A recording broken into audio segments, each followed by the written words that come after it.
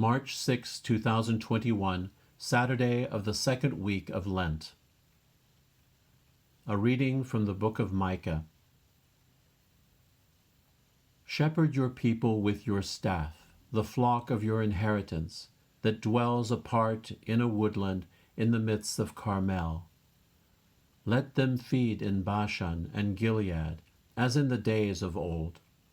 As in the days when you came from the land of Egypt, show us wonderful signs.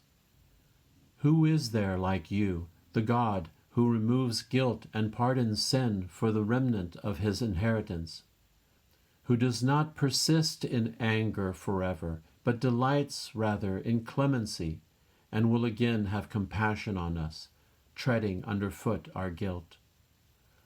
You will cast into the depths of the sea all our sins. You will show faithfulness to Jacob and grace to Abraham, as you have sworn to our fathers from days of old. The word of the Lord. The Lord is kind and merciful. Bless the Lord, O my soul, and all my being bless his holy name. Bless the Lord, O my soul, and forget not all his benefits. The Lord is kind and merciful. He pardons all your iniquities, he heals all your ills. He redeems your life from destruction, he crowns you with kindness and compassion. The Lord is kind and merciful.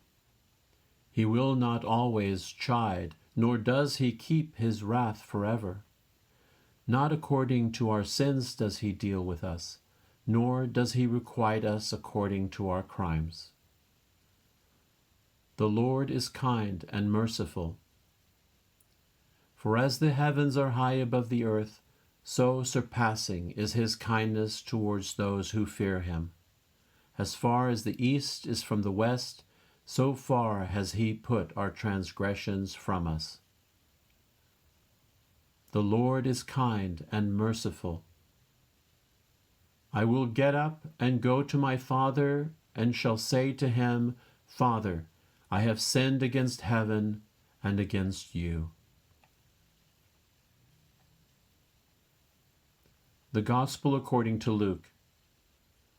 Tax collectors and sinners were all drawing near to listen to Jesus, but the Pharisees and scribes began to complain, saying, This man welcomes sinners and eats with them. So to them Jesus addressed this parable. A man had 2 sons, and the younger son said to his father, Father, give me the share of your estate that should come to me. So the father divided the property between them. After a few days, the younger son collected all his belongings and set off to a distant country where he squandered his inheritance on a life of dissipation. When he had freely spent everything, a severe famine struck that country, and he found himself in dire need.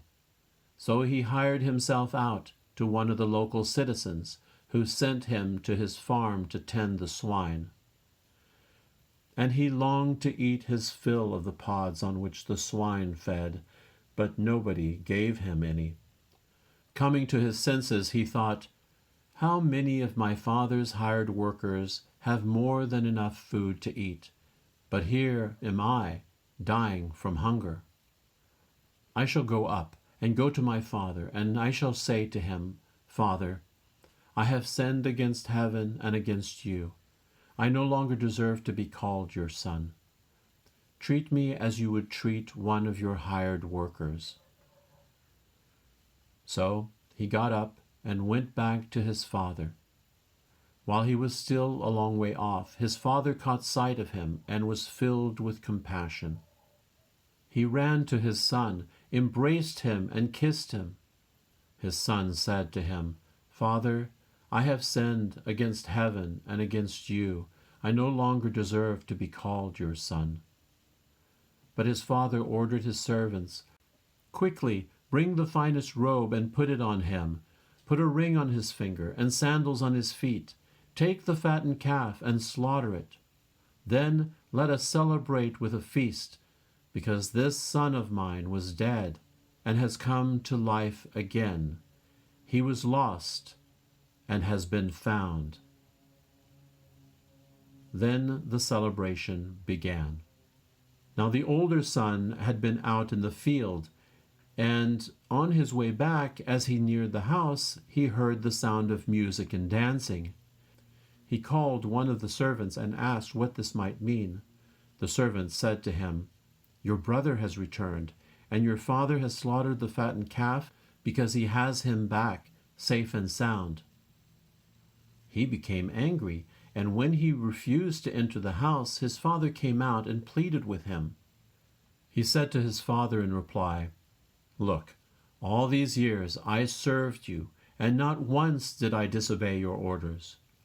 Yet you never gave me even a young goat to feast on with my friends. But when your son returns, who swallowed up your property with prostitutes, for him you slaughter the fattened calf." He said to him, "My son, you are here with me always. Everything I have is yours. But now we must celebrate and rejoice, because your brother was dead and has come to life again. He was lost and has been found." The Gospel of the Lord.